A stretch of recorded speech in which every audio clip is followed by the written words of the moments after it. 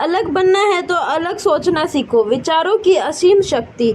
अचानक से तीनों यात्री नींद से जागे और डर कर एक दूसरे को देखने लगे। बड़ी अजीब घटना थी। तीनों को एक साथ डरावना सपना आया था, लेकिन उन्होंने देखा कि संत वहीं बैठे मुस्कुरा रहे थे। खुद से जीतने वालों को मेरा सलाम। एक नौजवान लड़का, एक तलवारबाज योद्धा, एक व्यापारी और एक संत, चारों लंबी यात्रा कर रहे थे। संयोगवश साथ चल रहे थे। यात्रा करते करते पूरा दिन निकल गया। अब शाम होने वाली थी। तभी रास्ते में एक सुंदर बनाया फूलों से भरा एक उपवन में एक बड़ा सा पेड़ था। पेड़ के नीचे वह सोने के लिए मजबूत चबूतरा भी बना था। सबने अच्छी व्यवस्था देखकर बस्ता टेक कर इसी उपवन में रात गुजारने का फैसला किया, लेकिन अचानक संत ने कहा कि यहाँ रुकना ठीक नहीं, आगे और भी जगह मिलेगी, हम वहाँ रुकते हैं। लेकिन योद्धा ने कहा, क्या पता आगे कैसी व्यवस्था होगी, मेरे होते हुए आपको किस बात का भय। संत ने कहा, ठीक है, आप लोग जैसा चाहो। फिर चारों यात्री उस विशाल पेड़ के नीचे चबूतरे पर लेट गए और चारों थकान में चूर थे,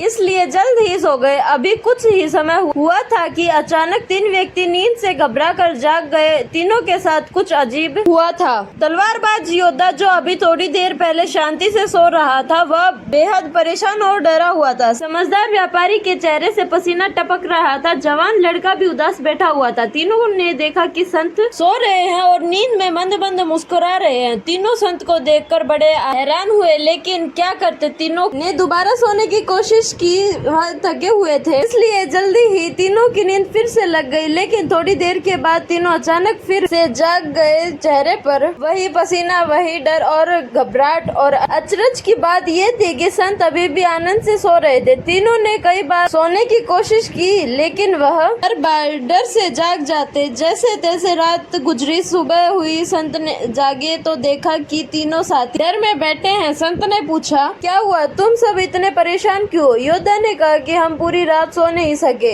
यहाँ कुछ गड़बड़ है, हम पहले यहाँ से चलते हैं। संत ने कहा, जैसा तुम सब चाहो, मैंने पहले ही कहा था यहाँ रुकना ठीक नहीं है। सब वहाँ से निकले और आखिर में एक जगह आकर बैठ गए। तब संत ने पूछा, अब बताओ तुम लोग इतने डरे हुए क्यों हो। तीनों ने एक साथ कहा कि हम रात भर बुरे सपने देखते रहे। एक ही सपना बार बार आता रहा, इस कारण हम पूरी रात नहीं सो सके। फिर संत ने कहा, असल में कल रात हम सब मनोदर्पण नामक उपवन में थे। वह ऐसी जगह है जहाँ मन में हावी रहने वाले विचार सपने के रूप में यह दृश्य रूप में दिखाई देने लगते हैं, इसलिए आप लोग को रात में विचित्र सपने आ रहे थे। योद्धा ने विचलित स्वर में कहा, लेकिन मैं तो कभी हार के बारे में नहीं सोचता। फिर कल रात मैंने सपना देखा कि मेरा पुराना दुश्मन मुझे युद्ध के लिए ललकार रहा है, और जब युद्ध शुरू हुआ तो मैं बहुत जल्दी हार गया और कई लोगों के सामने मुझे शर्मिंदा होना पड़ा। योद्धा ने कहा, यह सपना मुझे रात भर बार बार आता रहा। तुम्हारे सपने के पीछे एक बड़ी गहरी बात छुपी है। योद्धा ने उत्सुकतावश में पूछा, कौन सी, मुझे भी बताइए। संत ने योद्धा से कहा, तुम कुशल योद्धा हो, लेकिन तुम्हारे अंदर दम्भ है। तुम्हें लगता है कि मुझसे कोई अच्छा योद्धा नहीं, मुझसे कोई ताकतवर योद्धा नहीं, लेकिन इस अहंकार के पीछे एक डर छुपा है। तुम अंदर ही अंदर भय करते हो कि मैं कहीं लोगों के सामने हार जाऊं। मैं हार गया तो मेरी कोई इज्जत नहीं करेगा, इसलिए तुम सपने में भी खुद को बहुत सारे लोगों के सामने हारते हुए देखते हो। संत ने कहा, हमारे सपने हमारे अंदर छिपे हुए डर, चिंता और इच्छाओं का प्रतिबिंब है। हम जिन चीजों के बारे में अंदर ही अंदर सोचते हैं और महसूस करते रहते हैं, वह सपने में प्रकट हो जाते हैं। संत की बात सुनकर अचानक व्यापारी ने कहा, मैं कभी अपने नुकसान के बारे में नहीं सोचता। अगर आपकी बात सही है तो बताइए, मैंने ऐसा विचित्र सपना क्यों देखा। व्यापारी ने कहा, मैंने देखा कि मेरा चौकीदार भागते हुए आया और हड़बड़ी में कहा कि गोदाम में आग लग गई है। मैं तुरंत वहां गया और मैंने सपने में देखा कि मेरी आंखों के सामने मेरी जिंदगी भर की कमाई जलकर राख हो गई। संत ने व्यापारी के मन को पढ़कर कहा, तुम्हारा सपना भी तुम्हें कुछ संकेत दे रहा है। तुम अक्सर सोचते हो कि मैंने व्यापार बहुत बड़ा कर लिया है, लेकिन इसे संभालने वाला मैं अकेला हूँ। ऐसे सोच सोच कर तुमको हमेशा चिंता होती है। इस चिंता के कारण तुमने माल गोदाम को जलते हुए देखा। लोगों के मन में जो चिंता चलती रहती है, लोग इसके लिए दुख प्रकट रहते हैं। हैं वह अकस्मात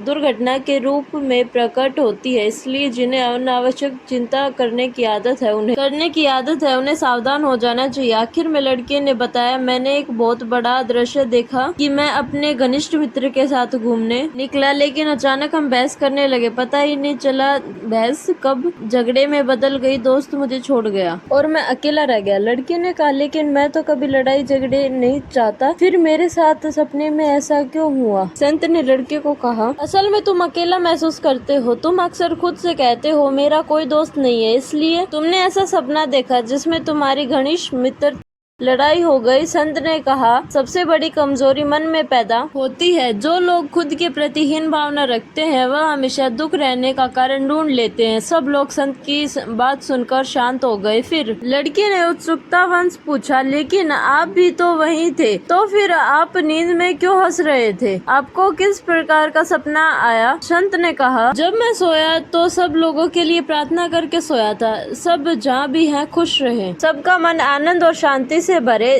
जैसा मेरे विचार थे वैसा ही मेरा भावना थी। उसी प्रकार के मैंने सपने देखे, इसलिए मैं नींद में मुस्कुरा रहा था। स्वामी विवेकानंद कहते हैं, हम वही हैं जो हमारे विचारों ने हमें बनाया है। आप सभी का धन्यवाद।